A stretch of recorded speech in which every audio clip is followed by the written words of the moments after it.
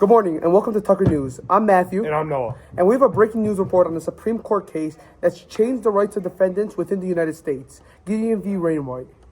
The Supreme Court has just ruled that everyone has the right to legal representation in all criminal trials, making sure that all defendants, regardless of what their financial situation is, will have access to a fair trial. Let's take a closer look at what happens and see why that matters.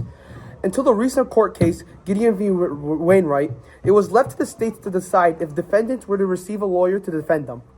Many people who were too poor to afford a lawyer ended up not having one, depending on the state. If someone couldn't afford an attorney, they would have to represent themselves, even when they have limited knowledge of the legal system. Because of people not knowing the legal system, they can be wrongly convicted due to them not knowing what they're doing in general. The court case, Gideon versus Wainwright, effectively changes this by making sure that everyone has the legal right across the United States to be access to a lawyer, which supports the Sixth Amendment the Sixth Amendment right to a fair trial. The Supreme Court had a tough question to answer.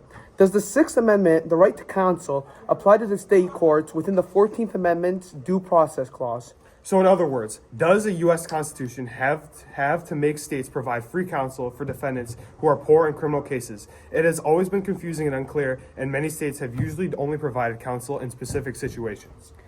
The Supreme Court ruling was a 9-0 unanimous decision. They had decided that the Sixth Amendment's right to counsel does indeed apply to all the states.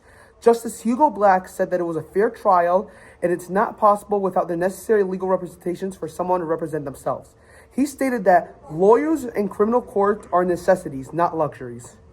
This decision overturned the 1942 case Betts versus Brady, which had previously allowed states to make choices whether or not to provide attorneys for defendants who may or may not need it.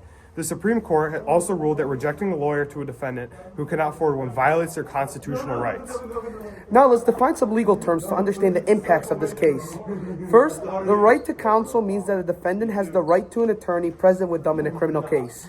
Next, an indicting defendant is someone who is accused of a crime who may not have the money to hire a lawyer. Before Gideon versus Wainwright, many states did not need to provide legal counsel for these people. Finally, the Due Process Clause is within the 14th Amendment. This forces the states to follow fair legal procedure and does not allow anyone to be denied of their fundamental rights without legal justification. The Supreme Court used this clause so that the states must follow the Sixth Amendment. This case has a huge impact on the Constitution, as before this case, thousands of people, mainly ones with less money, were forced to go to trial without a lawyer.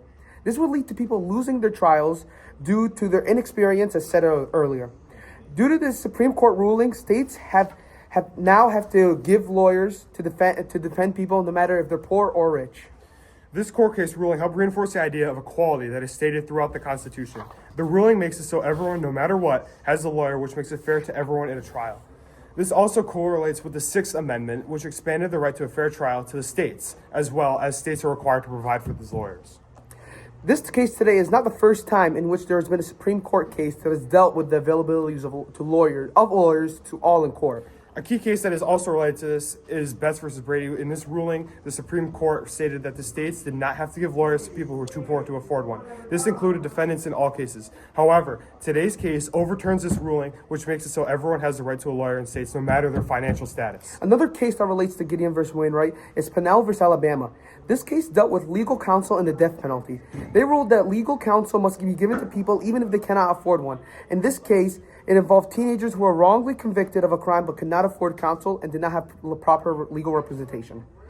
To summarize, Gideon v. Wainwright would guarantee the right to counsel for all criminal defendants in the states, no matter their financial situation. It gave the principle that justice can be served to anyone, not just people with high wealth. Because of this ruling, thousands of convictions without lawyers have been considered wrongful and now have to be reassigned. There will be lawyers who represent for free and will play crucial roles to defendants across the United States, ensuring fair trials. This case will be one of the most important decisions in United States history. Well, that's all for you today for Supreme Court Newsflash. Thank you for tuning in to Tucker News. We will return to your regularly scheduled broadcasting of Tucker.